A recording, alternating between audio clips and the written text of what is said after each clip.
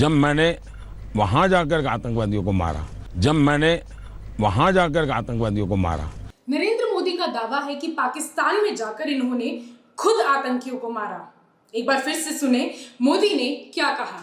जब मैंने वहां जाकर आतंकवादियों को मारा तो उनकी मुसीबत ये है कि न वो बोल भी पाते हैं न नकार भी सकते हैं। ये देश के प्रधानमंत्री हैं, कोई सैनिक नहीं, लेकिन खुद दावा कर रहे हैं कि पाकिस्तान के अंदर जाकर आतंकियों को मैंने मारा। शब्द पर ध्यान दे, मैंने मारा। पहली बात तो ये दावा निराधार है और दूसरी बात ये देश के सैनिकों का अपमान भी है। अगर सेना ने एयर स्ट्राइक की है और आतंकियों को मारने में उसे सफलता मिली है, तब भी नरेंद्र मोदी का ये बयान शर्मनाक है कि पाकिस्तान में घुसकर मैंने आतंकियों को मारा।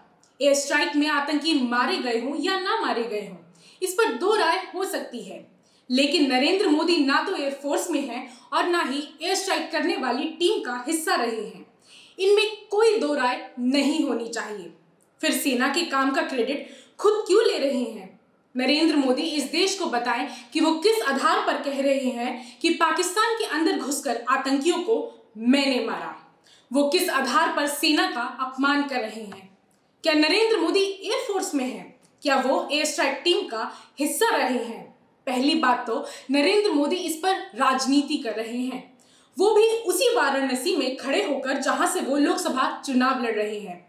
बिल्कुल साफ है कि वो इसका चुनावी लाभ लेने की कोशिश कर रहे हैं, जो आचार संहिता का उल्लंघन है, और चुनाव आयोग को इस पर एक्शन लेना चाहिए, सख्त एक्शन लेना चाहिए।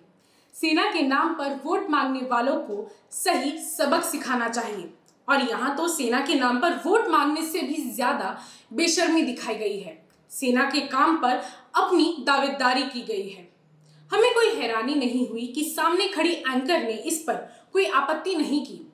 मोदी जी को रोका नहीं, टोका नहीं।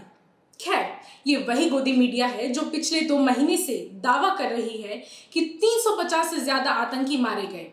ये वही गोदी मीडिया है जो सारा क्रेडिट मोदी को दे रही है। सेना ने इस बात को बताने से इनकार कर दिया है कि एयर स्ट्राइक में कितने आतंकी मारे गए हैं। 350 से लेकर 600 आतंकी के मारे जाने की खबर बताने वाली भी मीडिया ही है, और एक भी आतंकी की मौत नहीं हुई। वहां पर कुछ पेड़ों को नुकसान हुआ और सिर्फ एक कौवा मारा गया, ये बताने वाली भी मीडिया ही है। ये रॉयटर्स की रिपोर्ट है, ग्राउंड रिपोर्ट है। बालाकोट एयर स्ट्राइक में आतंकी मरे हो या ना मरे हो, अलग मुद्दा है। एयर स्ट्राइक का सबूत मांगने वालों को सबूत दे या ना दे, ये भी अलग मामला है। लेकिन पाकिस्तान में घुसकर आतंकियों को खुद मारने का दावा करना बेशर्मी का मामला है, बड़बोलेपन का मामला है, जुमलेबाजी का मामला है, आचार संहिता के मुताबिक अपराध का मामला है।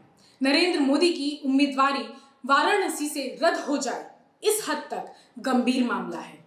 मोदी जी आगे कहते हैं कि इन विषयों पर नेता नहीं बोलते, जवानों की उंगली बोलती है। इन विषयों पर नेता नहीं बोलते हैं, जवान की उंगली बोलती है। इन विषयों पर नेता नहीं बोलते हैं, जवान की उंगली बोलती है।